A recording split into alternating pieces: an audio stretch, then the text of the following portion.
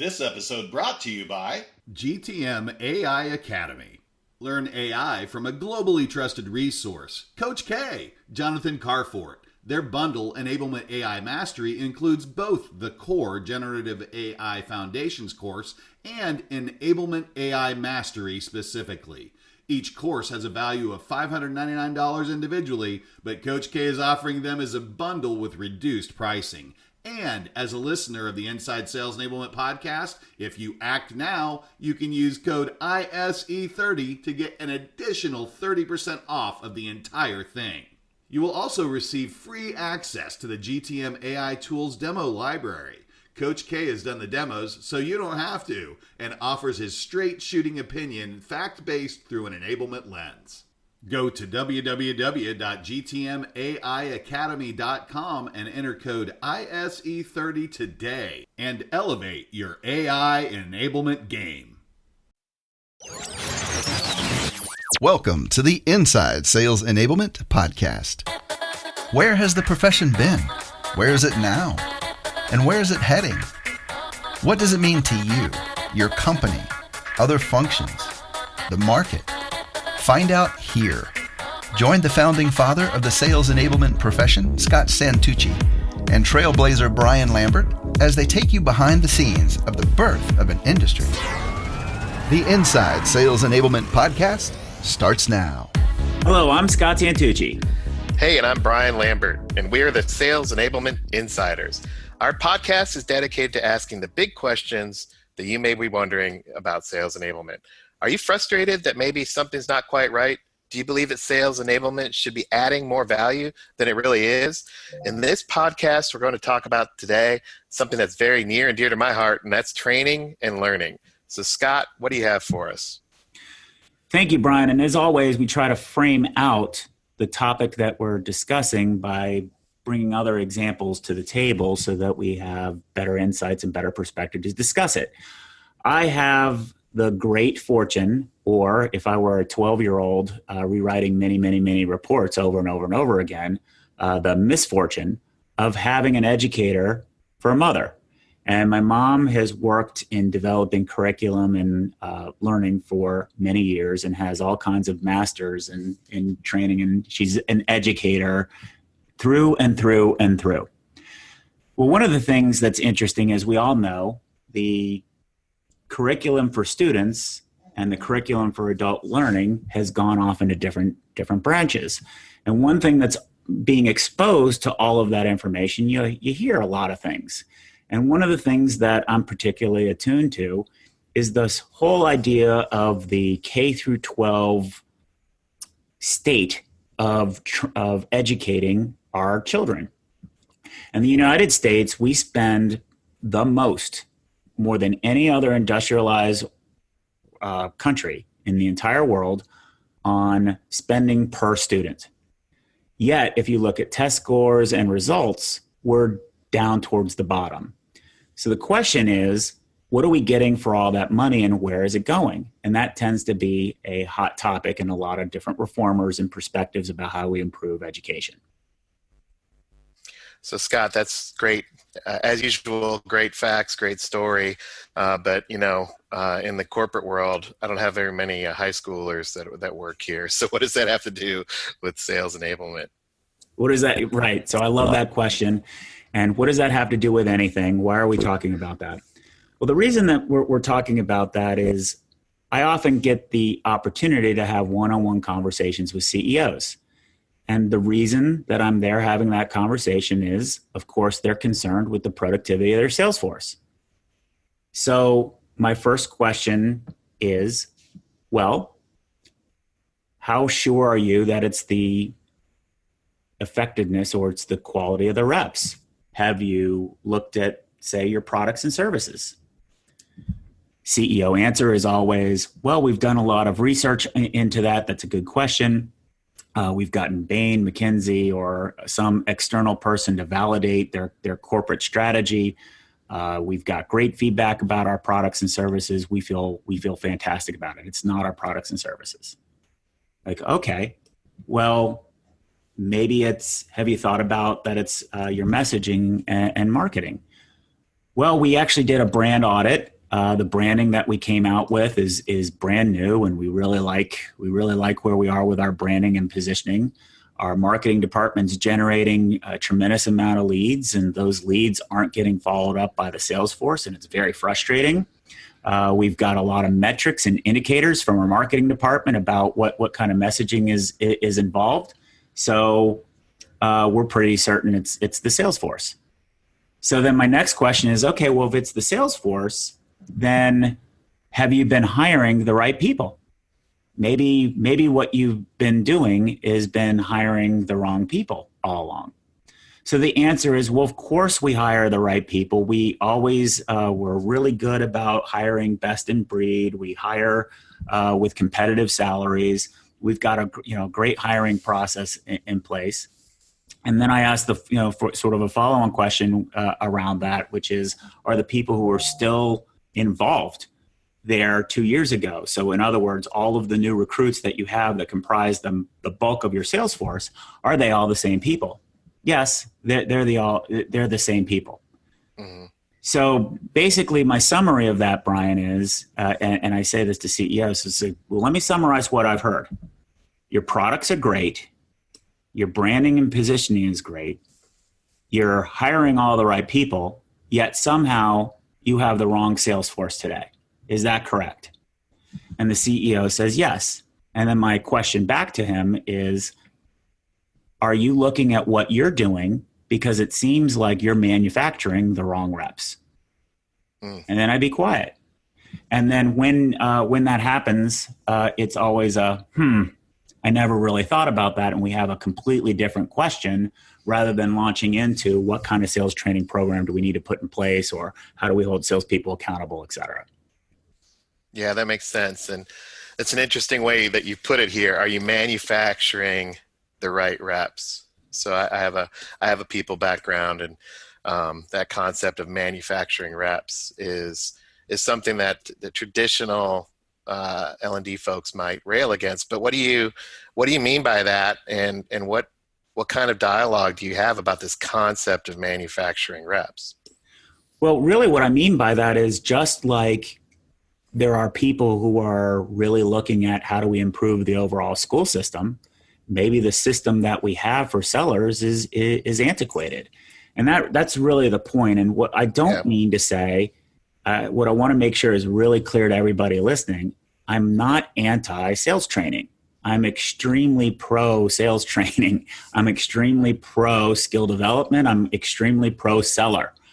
I think the question that I'm trying to ask is the sum of the parts working, and what does it look like? And I think in order for us to really examine that question, I think nobody would be better to help us explore that than you, Brian. If you don't know Brian, one of the things that you may notice is when you look at his email, it says Dr. Brian Lambert. So what are you a doctor in, and how do you go about getting a doctorate? Well, to answer that specifically, on the transcript, it says PhD in organization and management. And when I started that, what that was organizational design, organizational teaming, operating models, et cetera. But I was a practitioner at the time, and I looked for a degree program where I could study sales. So I wanted the context to be sales. So as I went through the entire 5-year process, when I had my ethics class, I did sales ethics. When I did marketing plus sales. When I did my management content, it was about sales management. So I studied sales the whole time. And as you may know, Scott, there really are no PhDs in sales. So I tend to think that I'm probably one of the few that's actually studied at the PhD level, this thing called professional selling. Excellent. And for those of you who don't know, what I want to do is also put this in context. I've had myself a tremendously huge learning curve on all of the sales training and learning and development vernacular and terminology. I myself have been a consumer of sales training courses, some of which I've hated and some of which I've liked as a salesperson.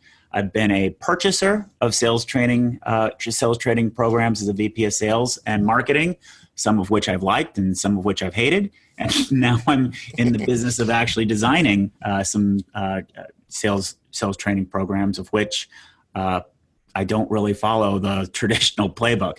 But what's important is let's start to understand a lot of these terms and where do they come from, these disciplines, how they're being applied today in this modern world. And I think a great setup for that is before Brian joined the team at Forrester, so past podcasts we've talked about that, Brian actually was in a role at the time it was called, I think it's ASTD and now it's ATD. What is ATD? What is that? Yep. It's a great organization. It's the world's largest professional society for training and development professionals. So hundreds of thousands of people worldwide. They have an annual conference where they routinely get 10 to 15,000 people. It's the association for trainers.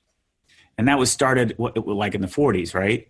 That's correct, in the 40s. And as you know, Scott, in the 40s, there was a lot of work to industrialize training and development. And so it was born out of that industrialization, standardized testing, et cetera, and moved in through a series of steps through, skill development, competencies, testing, et cetera, and then into workforce planning, workforce development, workplace education, and now what they're calling talent development.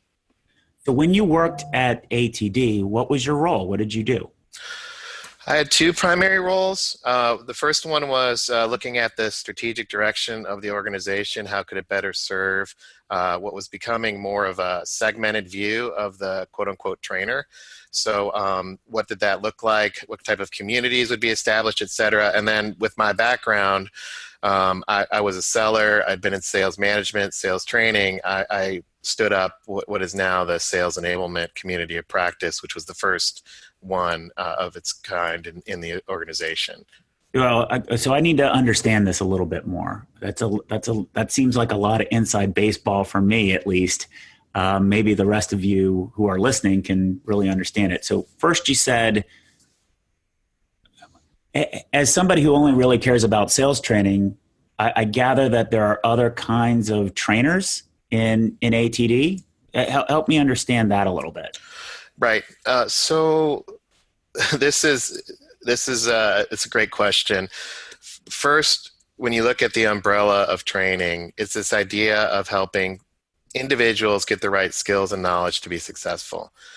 When you look at that and juxtapose that against today's workplace, there are many different specialties. And at the time, this is 15, 20 years ago, workforces and workplaces were becoming more and more specialized. So what I was doing, in essence, was looking at the different types of audiences, the different types of quote-unquote learners, and looking at their specialized needs from a job skill perspective.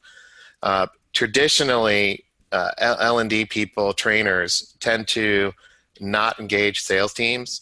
And in fact, one of the things that I had begun prior to that was this idea of I want to be the trainer to the sales trainers. I don't want to necessarily be a sales trainer. I want to help those who do it, because why is it that internal to most organizations, the sales training organization was outsourced to vendors? Right. Why wasn't training supported by these folks called trainers that tend to work on leadership development, for example, or customer service, or soft skills, or all these other things, but selling? And that's that's where I went into. Let me break this up a little bit, because I'm trying to track. So for our audience members, for myself, trying to learn about where all these different sales enablement functions report to. Sometimes they report into L&D functions. Sometimes they don't. Sometimes they're in competition, violent competition with the learning and development organization. So part of the first thing that I want to understand is, Brian, are you saying, am I understanding you correctly by saying that where the learning and development space started out, sort of the legacy was there's a central learning and development function that provided adult learning to all functions, like a service, yes, a shared service group, that the learning and development function would provide it to manufacturing, to marketing, to sales, or what have you. Is that correct? Yeah, that's correct. And it's ebbed and flowed and became from a centralized to a federated model, and then back and forth. Sometimes it gets distributed into the operations. Sometimes there's centralized leadership development function. And Yep. organizations since the 1940s have been trying to crack that code on how do they make their learning and development teams more relevant to their And audiences. the second thing that I heard you say was, as a representative for a entity that's focused on learning and development professionals, you were curious as to why so much of the sales training was being outsourced. And by being outsourced, I'm assuming you're meaning it's companies are contracting firms like Sandler or Miller Hyman or Richardson or whomever to come in and do the sales training for the sales force. Is that correct? Yeah, that's correct. And because of that, the trainers that I was working with, the L&D professionals, seemed to want to abdicate that responsibility to these vendors, and I couldn't quite understand why that was. Gotcha. So at that point in time, what I understand that you're telling me is that what you did was started to say, hey guys, let's start to build some competencies around what it would take to bring in-house more of this sales training. So as a result of that, you did a lot of surveys, you did a lot of research, you collected it because you wanted to be more or less the trainer of sales trainers. Is that correct? That's right. And the fundamental problem I was trying to solve was to bring more relevance and impact of this thing called learning and development / training to the customer focused revenue generating employees of an organization. In other words, I had heard and I believed in that trainers and L&D professionals could have a strategic seat at the table, but the only way to me that they would be able to do that would be to drive revenue and not be so much of a cost center, but an investment in where the organization needs to go, thereby linking salespeople to the business strategy. And if we didn't go there as a profession, I don't know what we were doing. So this is pretty insightful for me. One of the things that I have been exposed to is prior to joining Forrester and some of the work that I've done in the past would be, working with a big company like Unisys, and Unisys having a university function, of which underneath it had a dean of a sales university. And what they would do is offer ASTD, this was at the time, ASTD certified people to work with us on training programs. And the difficulty was they had very rigid approaches of how to go about building those training programs that didn't map to the business requirements that we were trying to do. That was my personal experience. What experience? Where does that come from? What's really the goal here? And where do these tools? I think one of the methods that they were referring to is ADDIE. What's ADDIE, and why was that being discussed with me and the sales leaders at Unisys? So ADDIE is an acronym for a traditional fundamental workflow that corporate L&D professionals would go through to build custom training. So it stands for basically analysis. You analyze the job or the skills, you design something, you develop something, you implement, and you evaluate. So it's kind of a continuous improvement model, and a lot of trainers are taught that. There are also other versions of it, but the point is that there's basically a challenge that needs to be addressed, and you would go through and build stuff to support it. So that's ADDIE. So to answer that question specifically, the challenge is that ADDIE and all of the models for L&D are kind of predicated on two fundamental principles of adults. One is that the jobs are clear, right? So if you have a clear job, you can go out and build skills to it. So that's the one fundamental thing. The second fundamental thing is that because the jobs are clear, the scope of those jobs are well known to everybody else. Mm. So you can build skills and everybody knows what these people are supposed to be doing, whoever they are, customer service, whatever. And so what I was really perplexed by in my own work was, well, the sales role it appears to be clearly defined, but boy, it's not the more you understand it.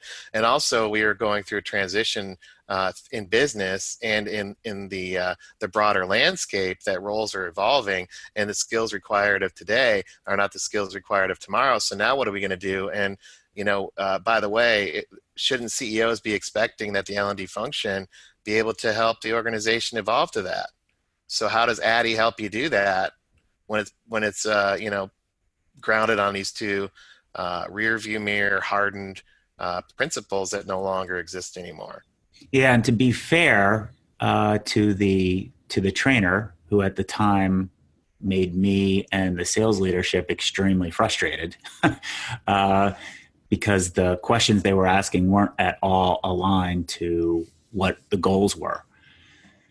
To be fair, what's very common is there's a lot of, actually it's a term I picked up from you, Brian, role ambiguity within the sales force.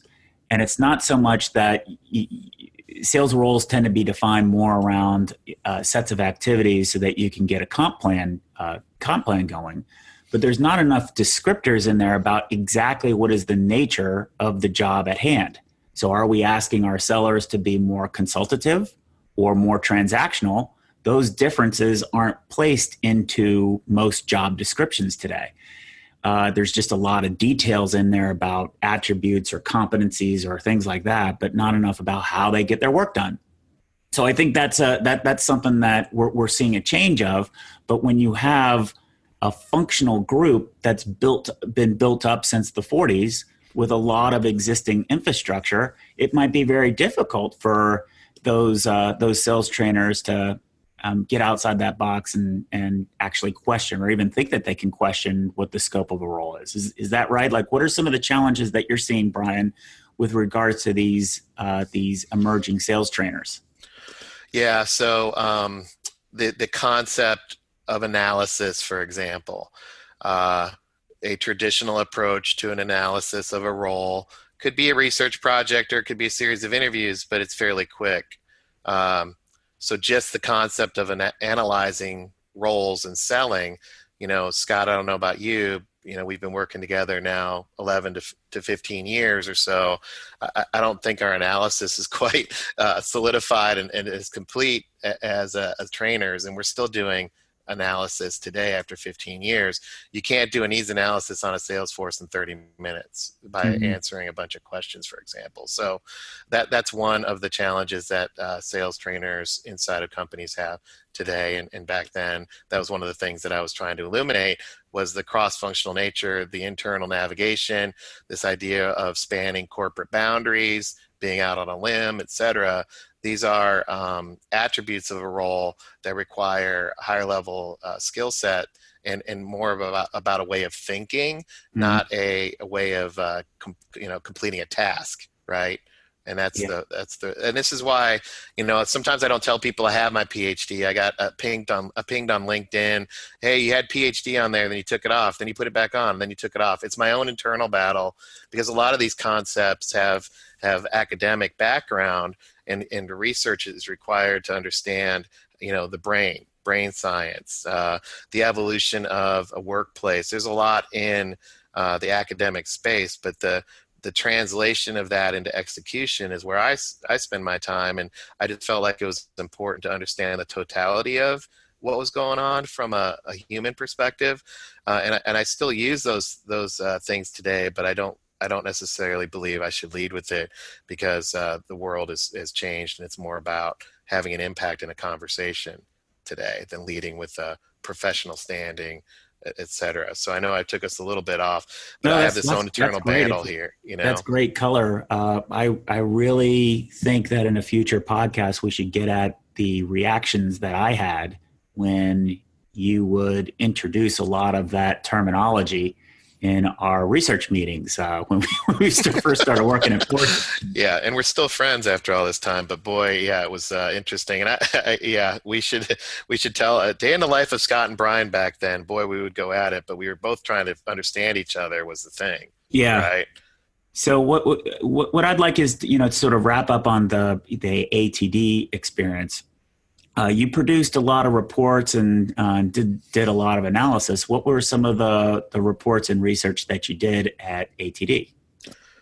At ATD, I led so I swung my PhD research into, which is basically salesperson skills, or we call them competencies. There's a whole series of attributes of competencies. And I swung my PhD research into a research project globally where I basically built the first sales enablement competency framework. So it included sales operations, sales management, sales trainers, salespeople, and sales trainers as an enablement function. So that was it's called world-class selling. It had a bunch of tools in there where you could go out and assess the attributes of your sales force, et cetera. But even in that work, which is one of the best sellers at ATD, it's really easy to go into an aggregate view of the sales team. And that was the thing there is I wish I would have been able to help folks tailor it more to their specific portfolio of sales forces. But I also wrote a bunch of books. I have two domains. I had the sales domain, so I wrote a book called 10 Steps to Successful Sales. It's for entry-level salespeople.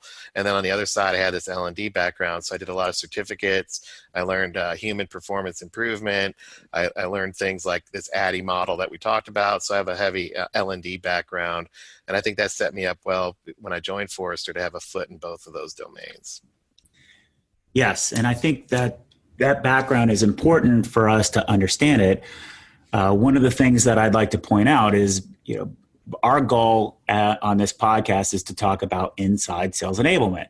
And one of the challenging attributes about this rapidly growing role is what is the scope of it? And ATD now has a sales enablement community. So the point there is, what is the scope and what is the byproduct of that community? And from my perspective, I think that sales enablement is a inclusive function. I'm all for any function that's going to work to make the job of sellers easier and to make the revenue growth more enabled. So for me, the scope of sales enablement is inclusive of trainers, but not absolute to trainers. It includes marketers. It includes the finance department who has analytics or other process steps. It includes the administrative functions that exist that create policies and procedures that sellers need to adhere. It may include some elements of the compensation setting process and not all of it. So the way of all the groups that it's inclusive is important. And what are some of your thoughts of this grounding nucleus of the ATD sales enablement patch? Yeah, and just building off of what you said, when I was going through and I was a seller, I said I want to go work on the sales profession, not in it. And I didn't know what it was. And so I ended up through my research into this skill building and at ATD. When I did that, me personally, it became that this enabling sales forces needs to be done through skills, and it's all about the people only. And I became very exclusive in my design and in my approach to things. And I wish I would have been a little bit more open-minded to your point, Scott. And now where I'm at is if you take all those people that you just mentioned, all those functions, and put them around a conference room table. And I've literally done this. I've had operations, marketing, sales training. I've had external vendors. We were all sitting in a room. And the amount of energy that's spent convincing one another who's right is ridiculous. And I want us to think about stripping that away and saying, you know what, look at each other. And I've done this. Look to the person on your left, look to the person on the right.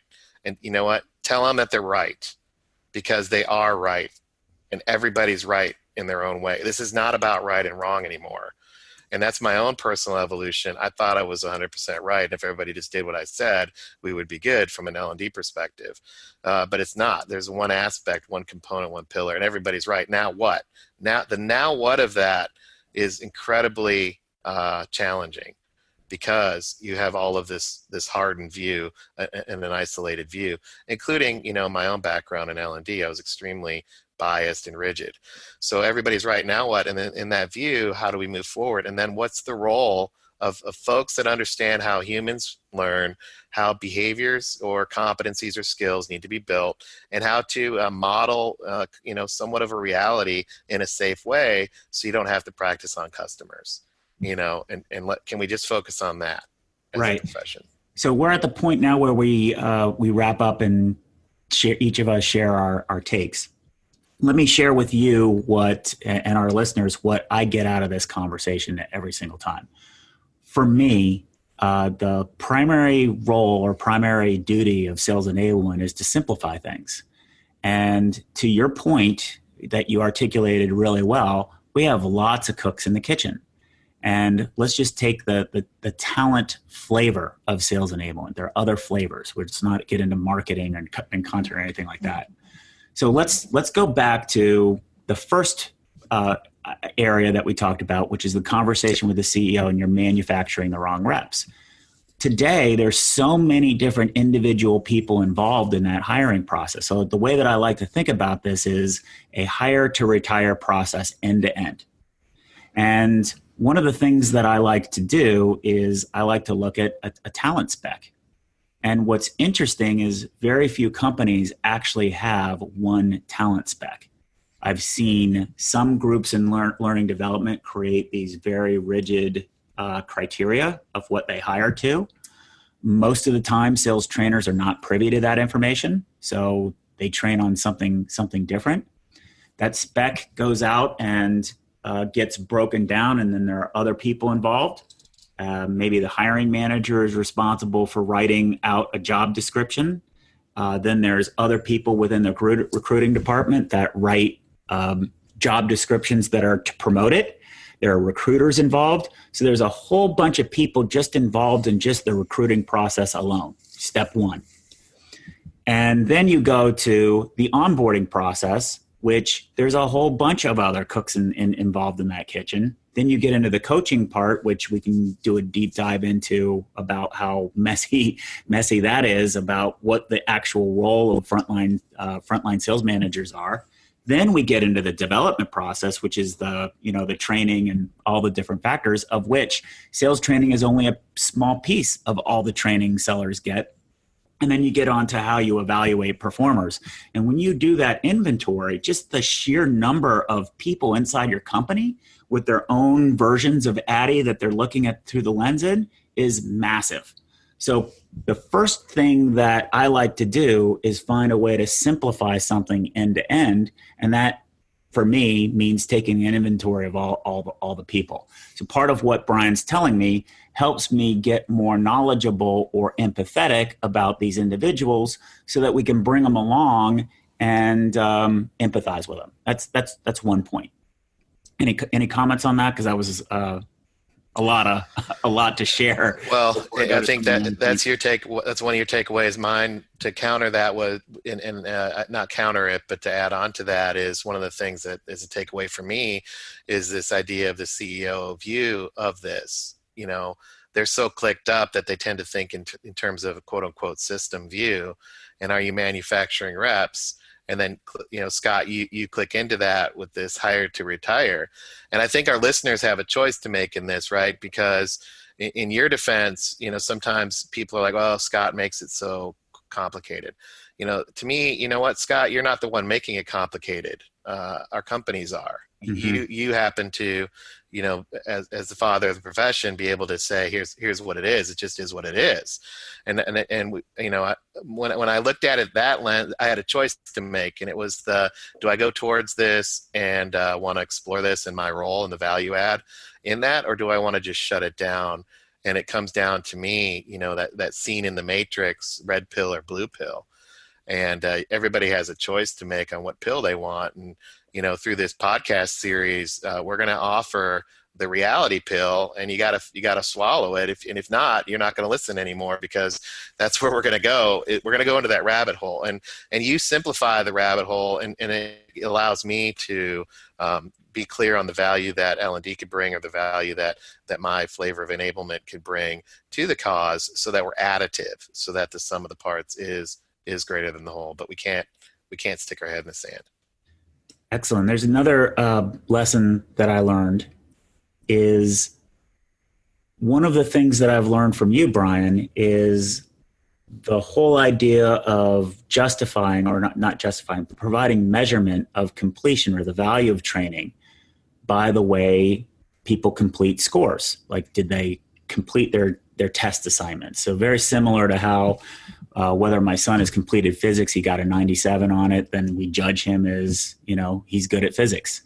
Similar thing, somebody's gone through some sales training curriculum, they've gotten a grade, now the manager thinks that they have those competencies. But as you and I both know, sales is a performance-based role, not a did you do it the right way role like a finance person might be. And given that learning actually comes from doing it. And I think one of the things that where as businesses get more metric driven, we haven't created enough space to create the evaluation of talent by doing. And what I've noticed is, as a sales leader and a sales professional, the idea of doing a role play, which used to be commonplace, is now really poo-pooed upon, or that's not really scientific, or there's a whole bunch of excuses or reasons why role playing isn't a great thing. And I'm a huge advocate of bringing experiential learning back into the curriculum, into the course. So that was another lesson learned. And what I've found is that when I include, after we've deconstructed with a learning and development professional the capabilities, saying, I'm not asking you to apply your frameworks, but you have a lot to give, a lot to help make this more constructive. Watch how we're doing these things and help us learn how to make them more repeatable. That is a fantastic use of a learning and development professional, in my opinion. The challenge is, how do we balance the, hey, here are my needs from me as a business person, and then how do I convey them to somebody so that they can put away some of the structure and, just start getting real of what their capabilities are. So that's another takeaway that I've had from this conversation, my exposure with you. Yeah, and I think I know we have to go. One of the things that I appreciate about our work together is that you've always seen the value of L&D training, et cetera, and wanted it to have the impact. And while L&D can help scale these examples or create ways to replicate across the organization, there's some very tactical areas that L&D can move into, building off of what you said, Scott, and that has to do with helping salespeople not feel so exposed in these training environments, and then also helping them with the concept of getting feedback.